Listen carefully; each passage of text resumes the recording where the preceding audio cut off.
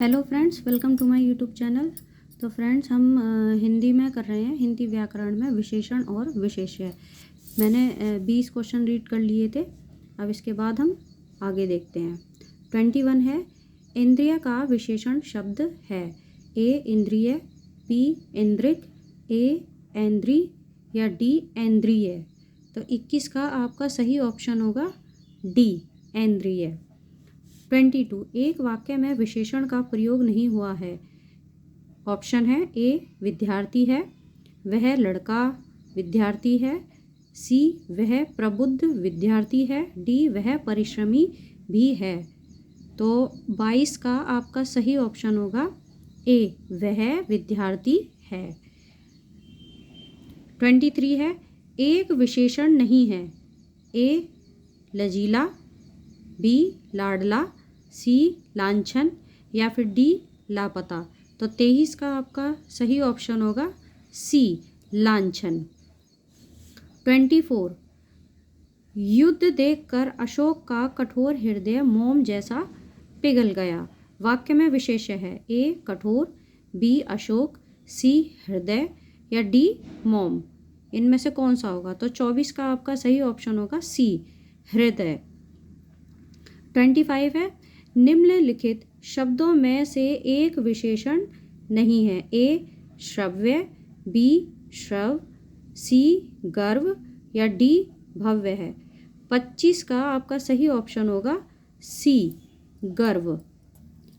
अब है 26 का सही, निम्नलिखित में से एक विशेषण शब्द है। ए लाघव, बी महत्व, सी लघुता या फिर डी महत्व।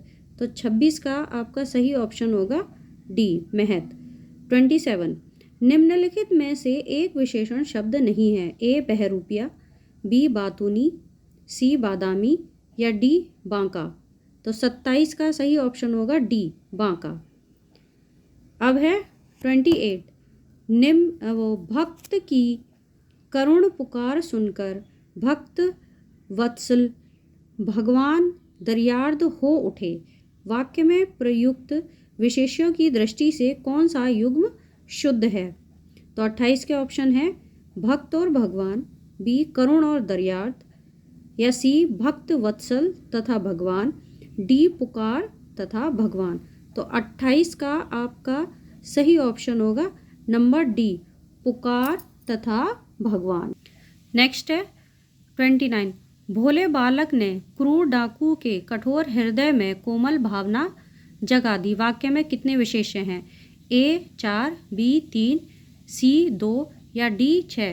तो 29 का आपका सही ऑप्शन होगा ए 4। 30 है, निम्नलिखित में से एक विशेषण शब्द नहीं है। ए वरदान, बी वरद, सी वरदायक या फिर डी वर्णनीय। तो 30 का आपका सही ऑप्शन होगा ए वरदान। 31 है, निम्नलिखित में से कौन सा शब्द विशेषण है?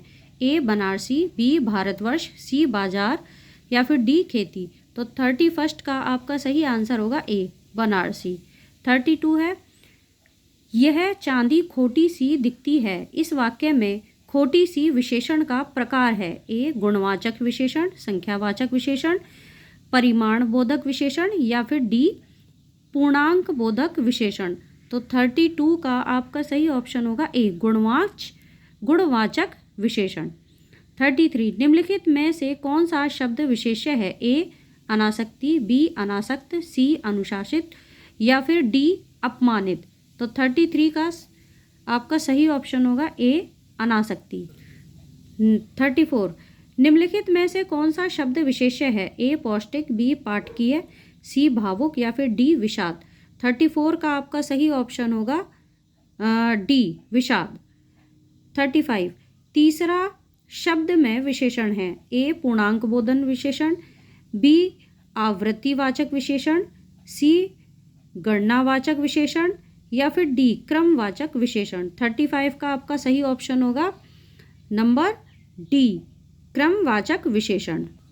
नेक्स्ट 36, चौथाई शब्द में विशेषण है। ए आवृत्तिवाचक विशेषण, गणनावाचक विशेषण, क्रमवाचक विशेषण या फिर अपूर्णांक बोधक विशेषण। 36 का सही ऑप्शन होगा आपका डी अपूर्णांक बोधक विशेषण। 37 विशेषण जिस संज्ञा की विशेषता बताता है उसे क्या कहते हैं? संख्यावाचक विशेषण, गुणवाचक विशेषण, विशेष्य या फिर सर्वनामिक विशेषण। तो 37 का आपका ऑप्शन नंबर होगा सी, विशेष्य। धुंधला शब्द में विशेषण है ए संख्यावाचक विशेषण, बी गुणवाचक विशेषण, सी सार्वनामिक विशेषण या फिर डी उपयुक्त में से कोई नहीं। तो 38 का आपका सही विशेषण होगा डी, गुणवाचक विशेषण।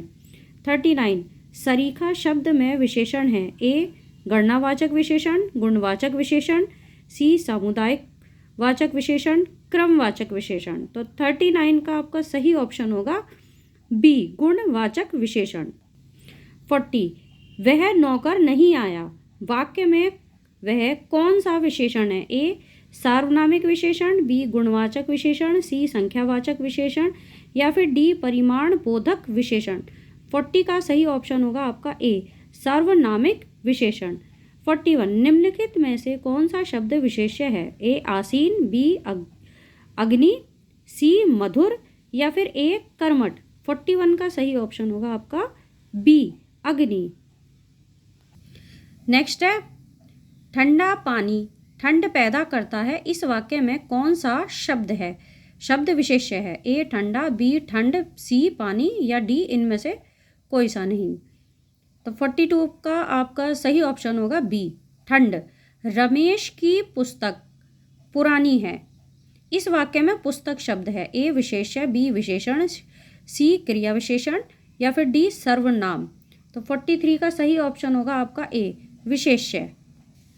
44 है उस ग्रंथ में 500 पृष्ठ हैं, इस वाक्य में उस शब्द है ए गुणात्मक विशेषण, बी परिमाणवाचक विशेषण, सी संकेतवाचक विशेषण या फिर डी व्यक्तिवाचक विशेषण। 44 का सही ऑप्शन होगा आपका सी, संकेतवाचक विशेषण।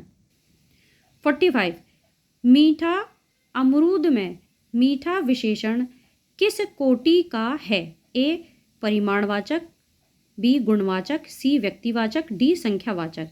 45 का सही ऑप्शन होगा आपका बी, गुणवाचक विशेषण। तुम कहाँ पढ़ते हो में किस कोटि का विशेषण प्रयुक्त है? ए गुणवाचक, बी प्रश्नवाचक, सी संख्यावाचक या फिर डी संकेतवाचक। 46 का आपका सही ऑप्शन होगा बी, प्रश्नवाचक। लोभी किस विधि से निर्मित विशेषण है? संज्ञा विधि, सर्वनाम विधि, क्रिया विधि या फिर प्रत्यय विधि। 47 का होगा आपका डी, प्रत्यय विधि। 48 इनमें संख्यावाचक विशेषण कौन सा है? ए 7, बी काला, सी रावण या फिर डी खट्टा। 48 का होगा आपका ए, 7।